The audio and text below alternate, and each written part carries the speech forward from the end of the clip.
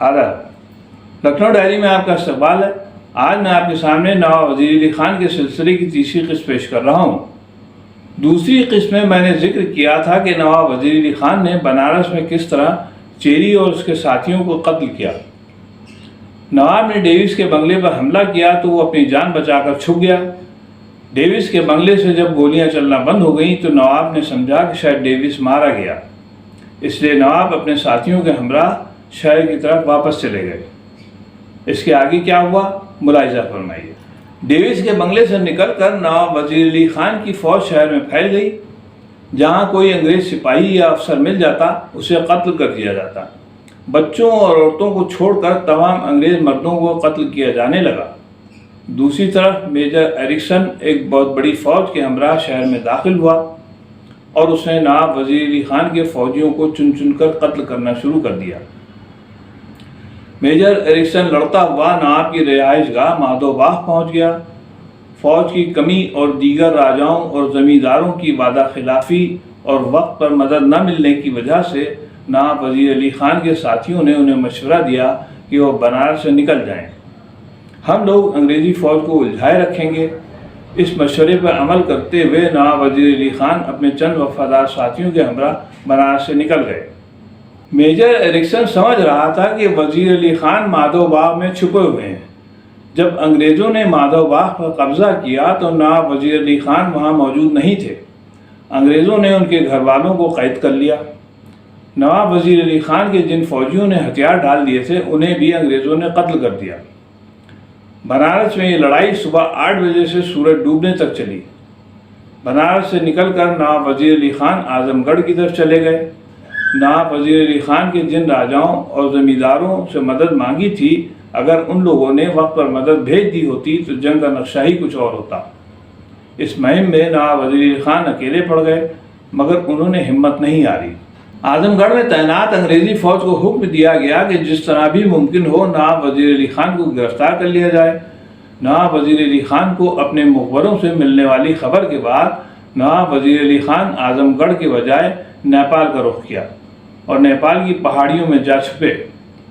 نیپال کی ترائی میں بھٹول نامی مقام پر پہنچ کر انہوں نے اپنے منصوبے پر عمل کرتے ہوئے اپنی فوجی تنظیم کو بڑھانا شروع کیا۔ بنارس میں ان کے ساتھی جو جان بچانے میں کامیاب ہو گئے تھے وہ بھی بھٹول پہنچ گئے اور سب نے مل کر مقامی لوگوں کی مدد سے فوج اکٹھا کرنا شروع کر دی۔ وہ افراد جو انگریزوں کے ظلم سے پریشان اور ملک سے محبت رکھتے تھے دھیرے دھیرے نواب کے ساتھ ہو لیے۔ کچھ دن بعد نواب وزیر علی خان اپنی فوجی تنظیم کو اپنے ساتھیوں کے حوالے کر کے بھیس بدل کر بھٹول سے فیض آباد آئے اور اس کے بعد لکھنؤ پہنچے۔ لکھنؤ میں انہوں نے چوک علاقے میں ہرن پارک کے قریب قیام کیا۔ لکھنؤ آنے کے بعد انہوں نے اپنے والد نواب آصف الدولہ کی قبر پر حاضری دی اور منت مان کر الہ آباد کے لیے نکل پڑے۔ الہ آباد میں 2 دن قیام کے بعد کالپی کی طرف چلے گئے۔ کالپی سے آگرے کے لیے روانہ ہوئے۔ 10 دن کی طویل سفر کے بعد وہ آگرہ پہنچے۔ آگرہ میں قیام کے دوران ان کے جاسوسوں نے خبر دی کہ انگریز ان کی تلاش میں آگرہ پہنچ گئے ہیں۔ نواب آگرہ سے بھرتپور کی طرف چل دیے۔ دوران سفر محرم پڑ گیا۔ نواب وزیر علی خان نے انگریزوں کی پرواہ کیے بغیر بھرتپور میں محرم منانے کا فیصلہ کیا۔ محرم ختم ہوتے ہی وہ اپنے ساتھیوں کے ہمراہ جے پور کے لیے روانہ ہوئے۔ نواب وزیر علی خان کے سفر کو انگریز اور ان کے زرخرید مورخین نے آوارہ گردی لکھا ہے، جبکہ حقیقت یہ ہے کہ بھٹول میں پنپ رہی ان کی فوجی تنظیم کو پیسے کی سخت ضرورت تھی، جس کو دور کرنے کے لیے نواب وزیر علی خان بھٹول سے نکلے تھے، مگر انگریزوں کے لگاتار پیچھا کرنے کی وجہ سے وہ کسی بھی جگہ پر ٹھہر نہیں سکے۔ نواب وزیر علی خان جے پور پہنچے۔ وہاں کے راجہ پرتاپ سنگھ نے نواب کا خیر مقدم کیا اور ان کو ہر طرح سے فوجی اور اقتصادی مدد دینے کا یقین دلایا۔ راجہ جے پور کی چکنی چپڑی باتوں میں آ کر نواب وزیر علی خان نے جے پور میں پڑاؤ ڈال دیا۔ ادھر انگریزوں کے جاسوس نواب وزیر علی خان کی تلاش کرتے پھر رہے تھے۔ جلد ہی ان کو خبر ملی کہ نواب وزیر علی جے پور میں پناہ لیے ہوئے ہیں۔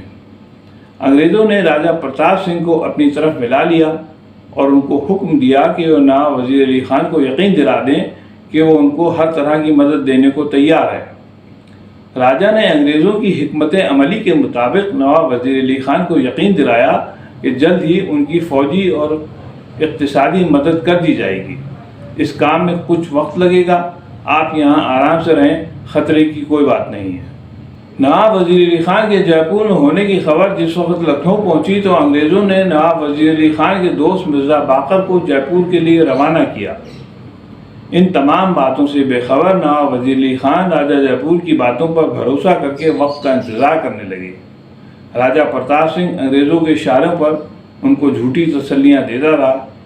جے پور پہنچ کر مرزا باقر انگریزوں کے مہمان ہوئے۔ انگریزوں نے مرزا باقر کی خفیہ ملاقات راجہ جے پور سے کروائی اور نواب وزیر علی خان کے خلاف گرفتاری کا منصوبہ تیار کیا۔ منصوبے کے تحت راجہ جے پور نے نواب وزیر علی خان کو اطلاع دی کہ آپ کی تلاش میں کرنل کالنسن اپنی فوج کے ہمراہ جے پور کے جنگلوں میں چھپا ہوا ہے۔ اب آپ کے فرار کے تمام راستے بند ہو چکے ہیں، ایسا نہ ہو کہ آپ یہاں سے نکلتے ہی گرفتار کر لیے جائیے۔ میرا مشورہ ہے کہ آپ انگریزوں سے صلح کر لیں، وہ بھی آپ سے صلح کرنا چاہتے ہیں۔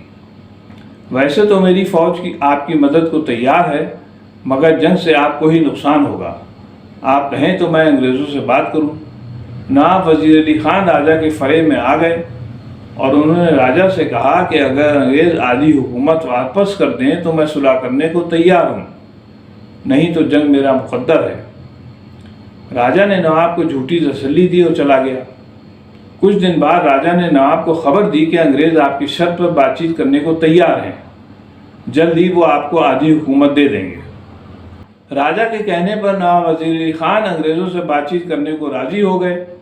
کچھ دن بعد راجہ جے پور نے نواب کو خبر دی کہ انگریزوں کی طرف سے بات کرنے کے لیے لکھنؤ سے مرزا باقر جے پور پہنچ چکے ہیں، جلد ہی آپ دونوں کی ملاقات کرا دی جائے گی۔ کچھ دن بعد راجہ جے پور نے نواب وزیر علی خان اور مرزا باقر کی ملاقات کا انتظام ایک ایسے کمرے میں کیا جو محل سے کچھ دور درختوں کے گھیرے میں تھا، جسے آسانی سے گھیرا جا سکتا تھا۔ اس کمرے کے گرد انگریزی فوج پہلے ہی سے چھپ کر بیٹھ گئی۔ نواب وزیر علی خان اور مرزا باقر کی ملاقات رات کے وقت کرائی گئی تاکہ رات کے اندھیرے میں کچھ دکھائی نہ دے۔ منصوبے کے تحت مرزا باقر بغیر ہتھیار لگائے کمرے میں بچھے فرش پر پہلے سے ہی آ کر بیٹھ گئے۔ کمرے کے کونے میں پانی سے بھری سراہی رکھی تھی۔ کمرے میں کسی بھی قسم کا کوئی فرنیچر نہیں تھا۔ کچھ دیر بعد نواب وزیر علی خان راجہ پرتاپ سنگھ کے ہمراہ کمرے میں داخل ہوئے۔ اس وقت نواب وزیر علی خان کی کمر میں ولایتی تلوار سجی ہوئی تھی۔ وہ ایک فاتح کی طرح کمرے میں داخل ہوئے۔ مرزا باقر کو دیکھ کر نواب وزیر علی خان کو ان پر شک نہیں ہوا، کیونکہ مرزا باقر ان کے دوست تھے۔ نواب وزیر علی خان بھی فرش پر بیٹھ گئے۔ اس کے بعد راجہ جے پور وہاں سے چلا گیا۔ منصوبے کے تحت مرزا باقر خاموش بیٹھے رہے۔ نواب وزیر علی خان نے خاموشی کو توڑتے ہوئے ان سے اپنی شرطیں دہرائیں۔ مرزا باقر نواب کی باتوں پر ہوں ہاں کرتے ہوئے بات کو ٹالتے رہے، بلکہ ادھر ادھر کی باتوں میں نواب کو الجھا کر طیش دلانے میں کامیاب ہو گئے۔ وہ جانتے تھے کہ نواب وزیر علی خان جب طیش میں ہوتے ہیں تو ان کا گلا سوکھنے لگتا ہے اور انہیں پانی کی طرف ستانے لگتی ہے۔ ایسا ہی ہوا۔ مرزا باقر کی بیہودہ حرکت سے نواب کا گلا سوکھنے لگا اور ان کو پانی کی طلب ہوئی۔ وہاں کوئی نوکر موجود نہیں تھا جو نواب کو پانی دیتا۔ سراہی دور پر رکھی ہوئی تھی۔ سراہی پر نظر پڑتے ہی نواب وزیر علی خان نے دوڑ کر سراہی اٹھا لی اور پانی پینے کے لیے جیسے ہی سراہی منہ سے لگائی، مرزا باقر نے جھپٹ کر ان کی تلوار نکال لی۔ اس سے پہلے کہ نواب وزیر علی خان کچھ سمجھ پاتے، ہاتھ لگائے سپاہی کمرے میں داخل ہو گئے۔ اس طرح 1 دسمبر 1799 کی رات کو نواب وزیر علی خان جے پور میں گرفتار کر لیے گئے۔ صبح ہوتے ہی نواب کو کرنل کالنسن کے سامنے پیش کیا گیا۔ گوری پلٹن ان کو قیدی بنا کر کانپور کے لیے روانہ ہوئی۔ کانپور سے میجر ولیم لیلی کی نگرانی میں نواب وزیر علی خان کو کلکتہ لے جا کر فورٹ ولیم کی کال کوٹری میں ڈال دیا گیا۔ کسی بھی ہندوستانی کو ان سے ملنے کی اجازت نہیں تھی، یہاں تک کہ انگریزی فوج میں ملازم ہندوستانی سپاہی بھی ان سے نہیں مل سکتے تھے۔ پہرے پر صرف گوری پلٹن ہی تعینات رہتی تھی۔ انگریز نواب وزیر علی خان کے مزاج سے واقف تھے۔ انہیں ڈر تھا کہ کہیں نواب وزیر علی خان ہندوستانی سپاہیوں کو بغاوت پہ آمادہ کر کے کوئی بڑی مصیبت نہ کھڑی کر دیں۔ اس طرح نواب وزیر علی خان قید خانے میں تنہائی کی زندگی گزارنے پر مجبور ہو گئے۔ پہرے پر موجود انگریزی سپاہی ان سے بدتمیزی سے پیش آتے تھے۔ کبھی کبھی ایک انگریز ڈاکٹر ان کی میڈیکل جانچ کے لیے آتا تھا۔ 17 سال قید میں گزار کر 5 مئی 1817 میں 36 سال کی عمر میں ان کا انتقال ہو گیا۔ ان کے انتقال کی وجہ وہ موذی بخار تھا جو چڑھنے کے بعد اترا ہی نہیں۔ گورنر جنرل لارڈ ہیسٹنگ نے ان کے علاج کے لیے دوسرے ڈاکٹروں کو بھی لگایا، مگر بخار کی شدت بڑھتی گئی اور یہ بخار ان کی جان لے کر اترا۔ انگریزوں نے اس بادشاہ بے ملک کا جنازہ فوجی نگرانی میں اٹھوایا۔ تابوت کے آگے اور پیچھے گوری پلٹن تھی، ہر طرف انگریزی فوج کا پہرا تھا۔ شہر کوتوال جان رابرٹ کی نگرانی میں کاشی باغ میں نواب وزیر علی خان کو اس جگہ دفن کر دیا گیا جہاں ٹیپو سلطان کے ایک بیٹے کی قبر ہے۔ جس وزیر علی خان کی شادی پر نواب آصف الدولہ نے 30 لاکھ روپے خرچ کیے تھے، اس کے جنازے پر انگریزوں نے صرف 70 روپے خرچ کیے۔ نواب وزیر علی خان ایک غیور انسان تھے۔ اودھ میں انگریزوں کا بچھایا ہوا جال انہیں پسند نہیں تھا۔ وہ انگریزوں کی ہر سازش کو ناکام بنانا چاہتے تھے۔ وہ انگریزوں کے رحم و کرم پر حکومت کرنا نہیں چاہتے تھے۔ وہ اودھ کے بگڑتے حالات کو سدھارنا چاہتے تھے، مگر ان کے درباریوں نے جو خود کو نواب آصف الدولہ کا وفادار بتاتے تھے، نواب آصف الدولہ کے انتقال کے بعد ان کی اولاد کے دشمن بن گئے اور ساری وفاداریاں انگریزوں کے قدمے میں ڈال دیں۔ نواب وزیر علی خان چاہتے تو انگریزوں کی باتوں میں ہاں ملا کر سکون کی زندگی گزار سکتے تھے، مگر ایسا نہ کر کے انہوں نے قید و بند کی زندگی کو گلے لگا لیا اور انگریزوں کی غلامی کی زندگی سے بہتر عزت کی موت کو سمجھا۔ افسوس کا مقام ہے کہ ایسے غیور انسان کی کردار کشی میں انگریزوں اور نواب آصف الدولہ کے وفادار وزیروں نے خوب گل کھلائے۔ دنیا نے وہی دیکھا اور سنا جو انگریزوں نے دکھایا اور سنایا۔ حقیقت تو یہ ہے کہ نواب وزیر علی خان اودھ کی تاریخ میں جنگ آزادی کے پہلے سپاہی تھے جس نے 36 سال کی زندگی میں 17 سال قید و بند کی زندگی گزار کر انگریزوں کی غلامی قبول نہیں کی۔ یہ تھا مختصر ذکر نواب وزیر علی خان کا، جسے میں نے 3 قسطوں میں پیش کیا ہے۔ اب میں جلدی اودھ کے چھٹے حکمران نواب سعادت علی خان کا ذکر پیش کروں گا۔ زیادہ تر ہسٹورین نے نواب سعادت علی خان کو اودھ کا 5واں حکمراں لکھا ہے، جبکہ یہ بات صحیح نہیں ہے۔ اب میں اجازت چاہتا ہوں۔ خدا حافظ۔